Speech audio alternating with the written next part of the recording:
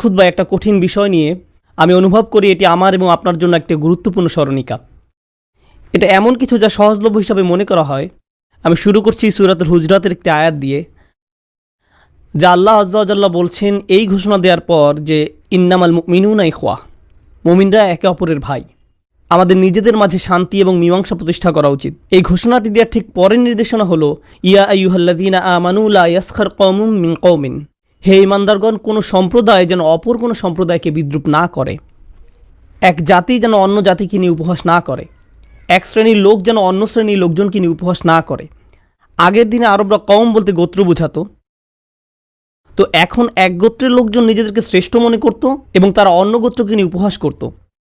আপনাদের মাঝে যারা পাকিস্তান, বাংলাদেশ বা ইন্ডিয়া থেকে এসেছেন, পাকিস্তানিরা হয়তো বাংলাদেশিদের নিয়ে উপহাস করেন, পাঞ্জাবিরা হয়তো উর্দু ভাষাভাষীদের নিয়ে উপহাস করেন, অথবা মরক্কোর মানুষ হয়তো আলজেরিয়ার মানুষকে নিয়ে ব্যঙ্গ করে। যাই হোক না কেন, এটা আয়াতের একটা অর্থ। আজকের আলোচনার বিষয় কিন্তু এটি নয়। অন্য দলকে নিয়ে ব্যঙ্গ করার অনেকগুলো দিক রয়েছে। প্রথমে আমি সুখরিয়া বা সাখিরা শব্দটির অর্থ ব্যাখ্যা করতে চাই। আজকের আয়াত লা ইয়াসখার কওমুম মিন কওমিন, ব্যঙ্গ করা বা কৌতুক করা বোঝাতে আরবিতে অনেকগুলো শব্দ রয়েছে, কিন্তু এই বিশেষ শব্দটির দুইটি দিক রয়েছে। একটা দিক হলো কোনো কিছু নিয়ে মজা করা। যদি কোনো কিছু মজাদার হয় আপনি সেটা নিয়ে অবশ্যই হাসতে পারেন। কাউকে দেখতে মজার দেখায়, কেউ কোনো মজার আচরণ করে, কেউ হয়তো মজা করে চিৎপটাং হয়ে পড়ে যায়, বা যাই হোক এরকম কিছু একটা, আপনি সেসব বিষয় নিয়ে হাসতে পারেন। কিন্তু এই শব্দটির মাঝে তাসখির অর্থ নিহিত রয়েছে, যা আল্লাহ বর্ণনা করেছেন যখন আমরা কোনো প্রাণীকে আয়ত্তে আনি, অথবা তিনি যেভাবে মেঘমালাকে স্বীয় আয়ত্তে রেখেছেন তা বর্ণনা করতে এই শব্দ ব্যবহার করেন। আমি যা বলতে চাচ্ছি তা হলো, আপনি যখন কাউকে নিয়ে উপহাস করেন তখন ধরে নেন যে তারা আপনার চেয়ে নিচু, হীন, তারা কোনোভাবে আপনার অধনস্থ। ঠিক এরকম মানসিকতা নিয়ে আপনি তার সম্পর্কে চিন্তা করেন, অথবা আপনার আচরণের কারণে সে নিজেকে ছোট মনে করে। এটাও আসলে লা ইয়াসখার কওমুম মিন কওমিন। অন্য কথায় কোরআনে বর্ণিত এই বাক্যাংশটির একটি নিহিতার্থ হলো, বিশ্বাসীরা যেন অন্য কোনো বিশ্বাসীর সাথে এমন কোনো আচরণ না করে যার ফলে তার নিজেদেরকে ছোট মনে হয়। তারা মনে করে তাদের মূল্য অনেক কম, নিজের কাছে নিজেরাই ছোট হয়ে পড়ে, সেই অনুভব। আবার বলছি, এই আচরণ আসতে পারে কোনো গোত্র থেকে, জাতি থেকে, অনেক জায়গা থেকে এটা আসতে পারে। তাই আজকে আমি এরকম একটি জায়গা থেকে আলোকপাত করতে চাই যেখান থেকে মূলত এই ধরনের মানসিকতার উদ্ভব ঘটে। আমি রাসূল সাল্লাল্লাহু আলাইহি ওয়াসাল্লামের একটি হাদিস দিয়ে শুরু করতে চাই। রাসূল সাল্লাল্লাহু আলাইহি ওয়াসাল্লাম বলছেন, মা আকালা আহাদুন তাআমান কত খায়রান মিন আন ইয়াকুলাহু মিন আমালি ইয়াদিহি ওয়া ইন্না নবী দাউদ আলাইহিস সালাম কানা ইয়াকুলু মিন আমালি ইয়াদিহি। নিজ হাতে উপার্জনের খাদ্যের চেয়ে উত্তম খাদ্য কেউ কখনো খায় না। যখন আপনি নিজ হাতে উপার্জন করেন আর সেই উপার্জনের টাকা দিয়ে আপনি খাবার খান, যদি এক কামড় হয়, তা যে কোনো খাবারই হোক না কেন, যদি এক কামড় হয় সেটাই আপনার জীবনের সবচেয়ে সেরা খাবার। তা যে কোনো খাবারই হোক না কেন, সেটা 3 দিনের বাসি পিজা হতে পারে বা বাসি কোনো পটেটো চিপস হোক না কেন, আপনার শুধু ওইটুকুই কেনার সামর্থ্য ছিল, এটা কোনো ব্যাপার না। এখানে গুরুত্বপূর্ণ ব্যাপার হলো সেই এক টুকরা খাবার আপনি নিজ হাতে উপার্জন করেছেন। তাই এটার চেয়ে উত্তম কোনো খাবার আপনার পক্ষে খাওয়া সম্ভব নয়। এই বক্তব্যের সাথে যোগ করে রাসূল সাল্লাল্লাহু আলাইহি ওয়াসাল্লাম আরেকটি উদাহরণ পেশ করেন, আর যে উদাহরণটি তিনি পেশ করেন তা হলো ওয়া ইন্নান নাবিয়াল্লাহি দাউদ আলাইহিস সালাম কানা ইয়াকুলু মিন আমালি ইয়াদিহি। আল্লাহর নবী দাউদ আলাইহিস সালাম নিজ হাতে উপার্জন করে খেতেন। দাউদ আলাইহিস সালাম সম্পর্কে আমরা সবাই জানি তিনি ছিলেন মানব ইতিহাসের অন্যতম একজন সেরা শাসক। আল্লাহ নিজেই বলছেন, ইয়া দাউদা ইন্না জাআলনাকা খলিফাতান ফিল আরদ, ইয়া দাউদা ইন্না জাআলনাকা খলিফাতান ফিল আরদ, হে দাউদ আমি তোমাকে পৃথিবীতে প্রতিনিধি করেছি। ইহুদিদের ইতিহাস থেকে আমরা জানতে পারি তার সাম্রাজ্য এত বড় ছিল যে তখনকার জানা দুনিয়ায় এমন কোনো জায়গা ছিল না যা তার সাম্রাজ্যের অন্তর্ভুক্ত ছিল না। আপনি এভাবে মনে করতে পারেন যে মানব জাতির ইতিহাসে অন্যতম মহান একজন শাসক ছিলেন দাউদ আলাইহিস সালাম। আল্লাহর একজন বিশেষ নবী ছিলেন তিনি। বস্তুত যখন আদম আলাইহিস সালামের সম্মুখে তার সকল সন্তানকে উপস্থাপন করা হয় তখন দাউদ আলাইহিস সালামের প্রতি তার দৃষ্টি পতিত হয়। তিনি দাউদ আলাইহিস সালাম সম্পর্কে জিজ্ঞাসা করেন। আল্লাহর একজন বিশেষ নবী ছিলেন তিনি। এই মহান শাসক বা সম্রাট সম্পর্কে নবী সাল্লাল্লাহু আলাইহি সাল্লাম আমাদের কি বলেন? তিনি বলেন, আল্লাহর নবী দাউদ আলাইহিস সালাম নিজ হাতে উপার্জন করে খেতেন। কুরআনে দাউদ আলাইহিস সালাম সম্পর্কে কি বলা হয়েছে?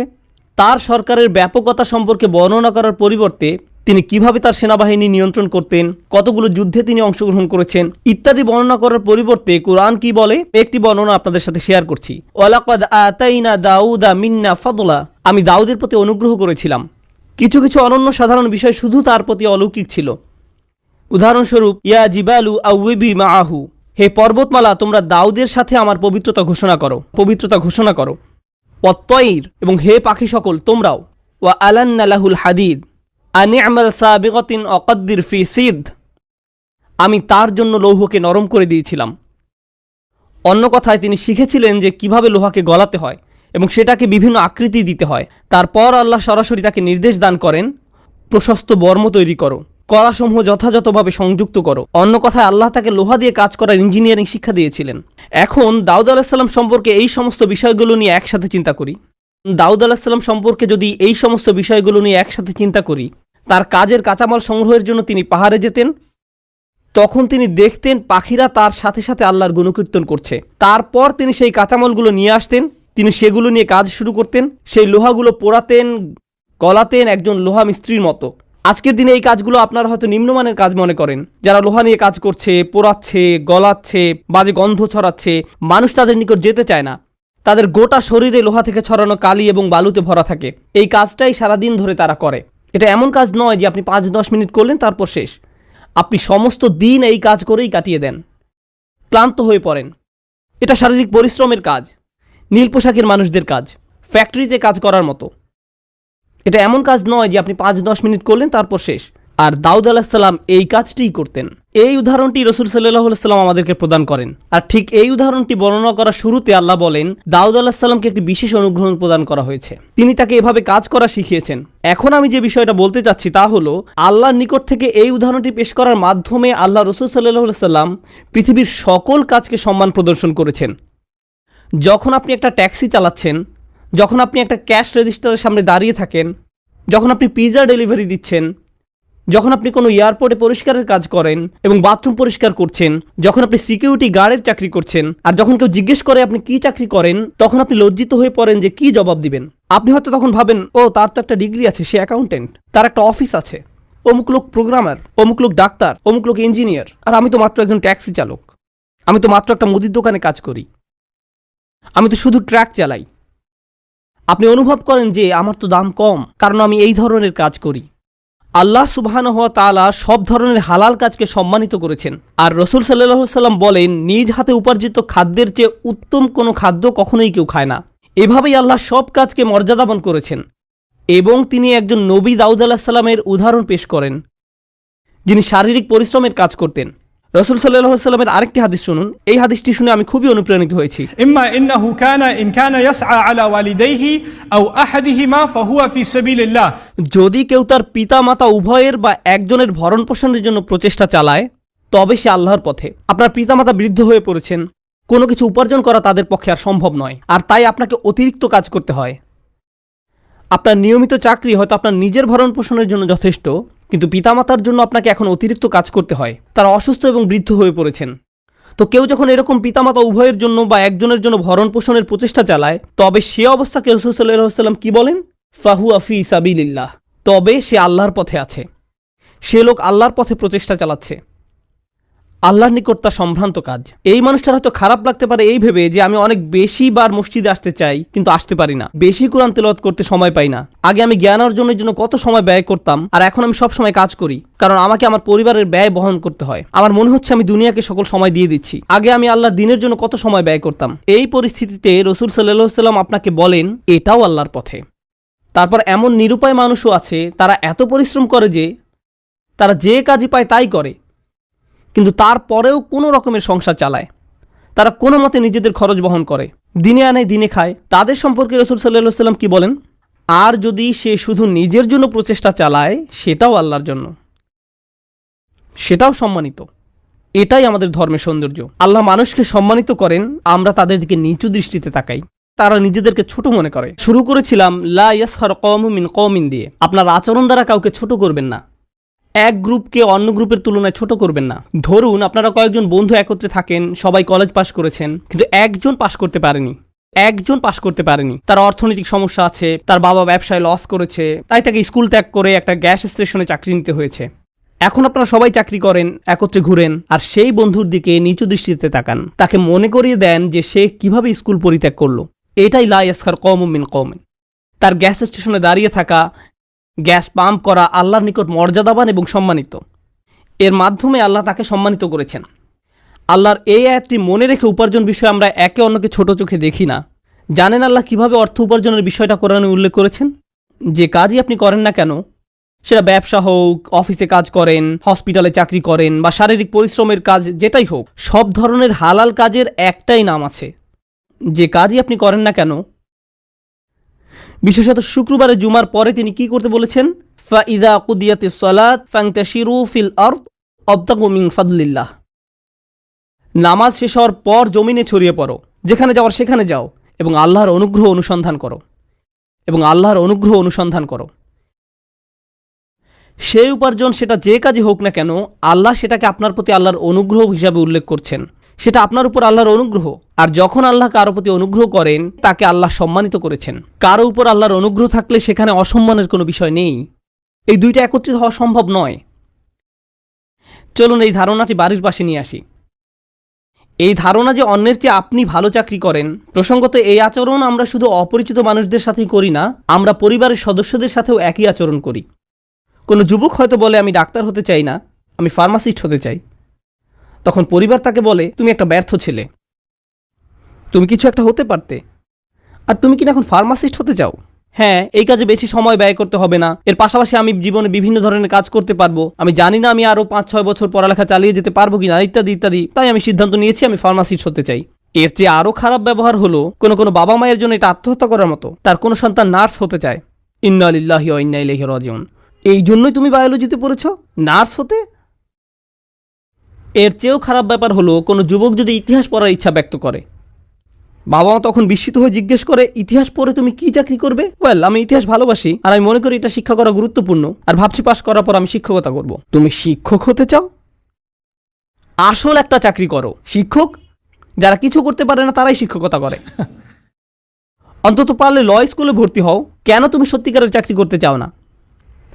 আমরা আমাদের পরিবারের ভিতরেই কিছু কাজকে, কিছু পেশাকে নিচু মনে করি, কিছু পেশাকে নিচু মনে করি। আরও খারাপ মনে করা হয় যদি কোনো তরুণী সাইকোলজি পড়তে চায় বা কাউন্সেলিং করতে চায়, কারণ তারা অনুভব করে যে মুসলিম কমিউনিটির প্রচুর কাউন্সিলর দরকার, আমাদের মেয়েদের কাউন্সিলর দরকার, আমাদের পিতামাতাদের কাউন্সিলর দরকার, আমাদের কিশোরীদের কাউন্সিলর দরকার। কিন্তু আমাদের এমন প্রফেশনাল কেউ নেই যার কাছ থেকে আমরা উপদেশ নিতে পারি। আমাদেরকে অমুসলিম কাউন্সিলরদের কাছে যেতে হয়, কারণ এই পেশায় আমাদের যথেষ্ট প্রফেশনাল নেই। তাই কেউ যদি কাউন্সিলিং পেশায় যেতে চায়, তখন সবাই তাকে নিয়ে মজা করে যে সাইকোলজি নিয়ে পড়তে চাও, কারণ তারা বলে তুমি এটা পড়ে কি করবে, তুমি এটা পড়ে কিভাবে ক্যারিয়ার করবে। আল্লাহ যে কাজে কাউকে দক্ষতা দিয়েছেন সেটা নিয়ে ব্যঙ্গ করা, যে কাজ করার জন্য আল্লাহ তাদেরকে অনুপ্রেরণা দিচ্ছেন। আমি বলছি না যে আপনারা উন্নত মানের ক্যারিয়ারের জন্য প্রচেষ্টা করবেন না, কিন্তু মানুষকে তাদের কাজের, চাকরির জন্য ছোট মনে করবেন না। আজকের দর্শকদের মধ্যে অনেক যুবক আছে যারা কলেজের পড়ালেখায় খুবই দুর্বল, তারা পারে না। আপনি যতই তাদের পড়ালেখা করতে বলেন তারা পারে না। তারা হয়তো গাড়ি ঠিক করার কাজে খুবই দক্ষ, তারা মনে হয় যেন জন্মগতভাবেই মেকানিক। সে হয়তো গোটা জাতির মধ্যে শ্রেষ্ঠ মেকানিক হতে পারে। আমি তার সাথে এমন আচরণ করি না যার ফলে সে নিজের সম্পর্কে খুবই মন্দ ধারণা পোষণ করে। সে চেষ্টা করেছে কিন্তু পারেনি। কিন্তু যখন সে ওই কাজে মনোনিবেশ করলো, খুবই দক্ষতা দেখাতে পারলো, এখন সে নিজের নামে 3-4টা গ্যারেজ চালায়। তারপর সে হয়তো ভার্সিটি থেকে পাশ করা কাউকে অ্যাকাউন্টেন্ট হিসাবে চাকরি দেয়। এটাই ঘটছে। এরকম প্রচুর উদাহরণ রয়েছে। সবাইকে একই পথে চলতে হবে না। আমরা মনে করি সমাজ আমাদের জন্য যে পথগুলো নির্ধারণ করে দিয়েছে, সম্মান পাওয়ার জন্য সেগুলোই একমাত্র পথ। সবাইকে একই পথে চলতে হবে না। আপনি যদি ভার্সিটি থেকে একটা ডিগ্রি অর্জন করতে পারেন, তবেই আপনি সম্মান পাবেন। যদি আপনার কোনো অফিসে চাকরি থাকে, তবেই আপনি সম্মান পাবেন। যদি অমুক কাজ করেন, কিন্তু যদি আপনি কৃষক হন, তবে আপনার কোনো সম্মান নেই। যদি আপনি ট্যাক্সি ড্রাইভার হন, তবে আপনার কোনো সম্মান নেই। যদি আপনি মেকানিক হন, আপনার কোনো সম্মান নেই। কে এটা ঠিক করেছে? আল্লাহ এবং তার রসুলকে এই মান ঠিক করে দিয়েছেন। আমরা যে ভেদাভেদ ভুলে নামাজে এক কাতারে দাঁড়াই, তার কারণ আছে। কাতারে দাঁড়ানোর আগে আমরা চেক করি না যে আপনি কি চাকরি করেন, আমরা চেক করি না যে আপনি কত আয় করেন। ইন্না আক্রামাকুম ইনদাল্লাহি আতকাকুম। নিশ্চয়ই আল্লাহর কাছে সেই সবচেয়ে মর্যাদাবান যে সবচেয়ে বেশি পরহেজগার। এই চমকপ্রদ আয়াত দিয়ে আমি শেষ করব, কিন্তু তার পূর্বে আবার দাউদ আলাইহিস সালাম সম্পর্কে কথা বলতে চাই, কারণ ওই আয়াতের সমাপ্তিটা অসম্ভব সুন্দর। এটা করার আগে সূরাতুল কাসাস থেকে একটা আয়াত আলোচনা করতে চাই। আল্লাহ বলেন, تلك الدار الآخرة نجعلها للذين لا يريدون علوا في الأرض ولا فسادا। সেই আখিরাতের ঘর মানে জান্নাত আমি তোমাদের জন্য নির্ধারিত করি। আল্লাহ বলেন, যারা জমিনে অধ্যত দেখাতে চায় না, তারা এই দুনিয়ার অন্যদের কাছে বরত্ব দেখাতে চায় না। তাদের আচরণের কারণে অন্যরা নিজেদেরকে ছোট মনে করে না। তাদের জীবন এমন নয়। তাদের আচরণের কারণে অন্যরা নিজেদেরকে ছোট মনে করে না। তাদের জীবন এমন নয়। লা ইউরিদুনা উলুওয়ান ফিল আরদ। প্রসঙ্গত, যখন আপনি এমন একটা সমাজ তৈরি করেন যেখানে কিছু মানুষ নিজেদের ছোট মনে করে, আবার কিছু মানুষ নিজেদেরকে অন্যদের তুলনায় বড় মনে করে, আর এভাবে সমাজ চলতে থাকে, তখন কি হয় জানেন? সমাজের সবাই উচ্চ শ্রেণীর মানুষদের মতো হওয়ার জন্য জীবনপণ চেষ্টা চালায়। সমাজে এমন মানুষ আছে যারা গরিব, তেমন টাকা পয়সা আয় করতে পারে না, কোনো রকম ঘরে বসবাস করে। তারাও বড় বড় ম্যানশনে বসবাস করার স্বপ্ন দেখে, বিলাসবহুল গাড়ি চালানোর স্বপ্ন দেখে। এটাই ফাসাদ। এই শ্রেণী বৈষম্যমূলক সমাজ, যেখানে এক শ্রেণী অন্য শ্রেণীর মর্যাদার জন্য প্রতিনিয়ত টেক্কা দিয়ে যায়, এটাই ফাসাদ। কারুনের ক্ষেত্রে ঠিক এটাই ঘটেছিল। এজন্যই কারুনের ঘটনা বর্ণনা করার পরপরই এই আয়াত উল্লেখ করা হয়েছে। কারুনের ছিল বিশাল সম্পত্তি, আর তার চারপাশে বনী ইসরায়েলের সবাই ছিল দরিদ্র।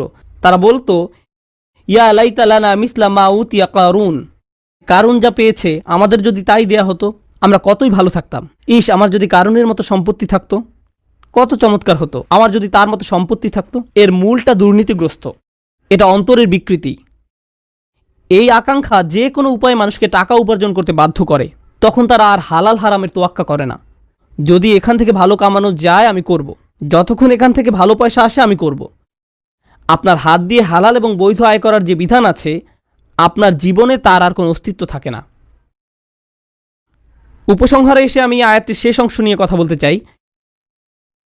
যে আয়াতে আল্লাহ দাউদ আলাইহিস সালামকে লোহা নিয়ে কাজ করতে বলেছেন এবং বলছেন কড়াসমূহ যথাযথভাবে সংযুক্ত করো। এই আয়াতে আল্লাহ আজ্জা ওয়া জাল্লা সুনির্দিষ্ট কিছু বিষয় তুলে ধরেছেন। এটা তিনি নাও বলতে পারতেন। আল্লাহ দাউদ আলাইহিস সালামকে শুধু লোহা নিয়ে কাজ করতে বলতে পারতেন, কিন্তু তিনি আরও বলেন অকদ্দির ফি সিদ, কড়াসমূহ সঠিকভাবে সংযুক্ত করো। যখন কোনো কাজ করবে তা নিখুঁতভাবে করো। যখন কোনো কাজ করবে তা নিখুঁতভাবে করো, এটাই তিনি তাকে বললেন। প্রসঙ্গত, এটা শুধু দাউদ আলাইহিস সালাম সম্পর্কে নয়। আয়াতটি শেষ হয়েছে এই কথা বলে, ইয়ালামু সালিহান ইন্নী বিমা তা'মালুনা বাসীর। আর তোমরা সবাই সৎকর্ম করো, তোমরা যা কিছু করো নিশ্চয়ই আমি তার সম্যক দ্রষ্টা। দাউদ আলাইহিস সালাম সম্পর্কে আলোচনার মাঝখানে আল্লাহ রূপান্তর করেছেন, যাকে ইলতিফাত বলা হয়।